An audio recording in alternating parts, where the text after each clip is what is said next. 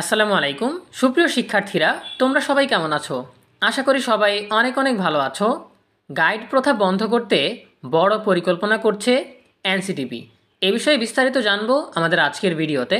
শুরু করার আগে সবার কাছে ছোট্ট একটা রিকোয়েস্ট করছি, যারা এখনও আমাদের চ্যানেলটিকে সাবস্ক্রাইব করোনি তারা এখনই সাবস্ক্রাইব করে ফেলো, তাহলে শিক্ষা বিষয়ক সকল তথ্য এবং পরামর্শ সবার আগে পেয়ে যাবে। প্রাথমিক ও মাধ্যমিক স্তরে গাইড নোট কিংবা সহায়ক বই বন্ধের আলাপ পুরনো হলেও এই পর্যন্ত কার্যকরী সমাধান আসেনি। গাইড নোট বন্ধে 2010 সালে সৃজনশীল শিক্ষা পদ্ধতি চালু হয়, যার উদ্দেশ্যই ছিল মুখস্থবিদ্যা ও গাইড বই নির্ভর এর বদলে চিন্তাশক্তির বিকাশ ঘটানো, কিন্তু সেই উদ্দেশ্যও বিফলে যায়।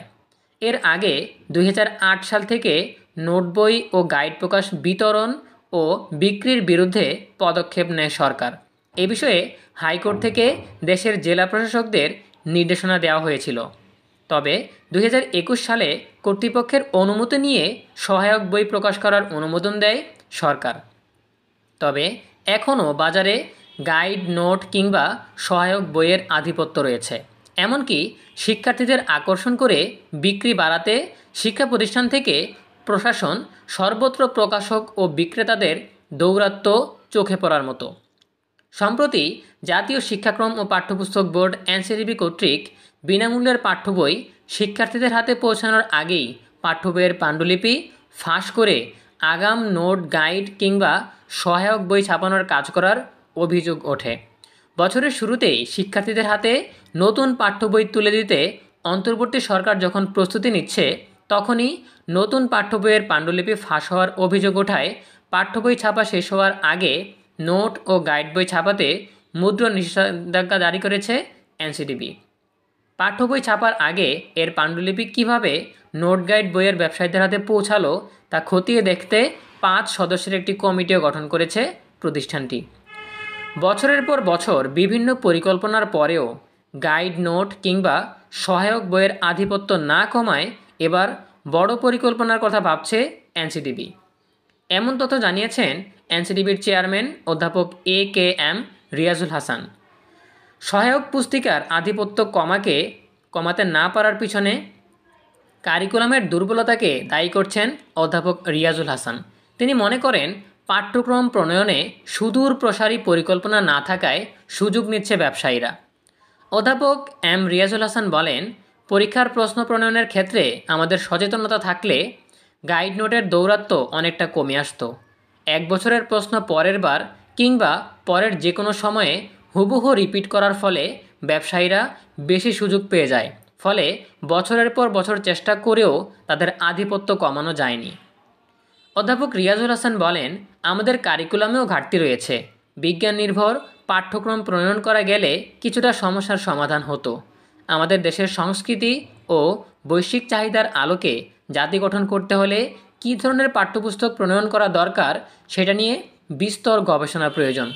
শিক্ষার্থীদের গাইড বই থেকে পাঠ্য বই ফিরিয়ে আনতে হলে এ বিষয়েও কাজ করতে হবে। এনসিটিবির পরিকল্পনার কথা জানিয়ে চেয়ারম্যান বলেন, শিক্ষা মন্ত্রণালয়ের সাথে বিষয়টি নিয়ে প্রাথমিক পর্যায়ের আলাপ হয়েছে। এবারের পাণ্ডুলিপি ফাঁসের ঘটনাটিও অনাকাঙ্ক্ষিত। অসৎ ব্যবসায়ীদের দৌরাত্ম্য কমাতে হলে সামগ্রিক পরিকল্পনার প্রয়োজন রয়েছে।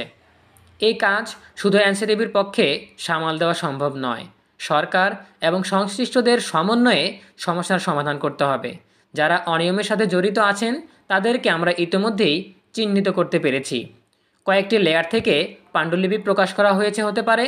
কাজেই শুধু ব্যবসায়ীদের নিয়ন্ত্রণ করলেই চলবে না, কারিকুলাম, প্রশ্নপত্র এবং সংশ্লিষ্টদের কঠোর নীতিমালার আওতায় আনতে পরিকল্পনা অনুযায়ী কাজ করতে হবে।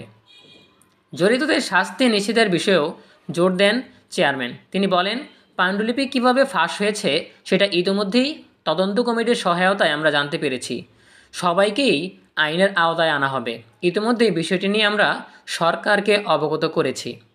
সম্প্রতি কয়েকটি প্রেসকে বিনামূল্যের পাঠ্য বই ছাপার কাজ থেকে বাদ দিয়েছে এনসিটিবি।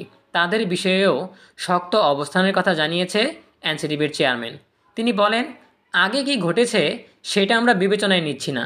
নিম্নমানের সরঞ্জাম ও আরও কিছু কারণে আমরা কয়েকটি প্রেসকে সতর্ক করেছি। পরের বার এমন হলে তাদেরকে ব্ল্যাকলিস্টে ফেলে দেওয়া হবে। যে কোনো অপরাধের বিষয়ে আমরা কঠোর থাকব, আমরা উদাহরণ স্থাপন করতে চাই।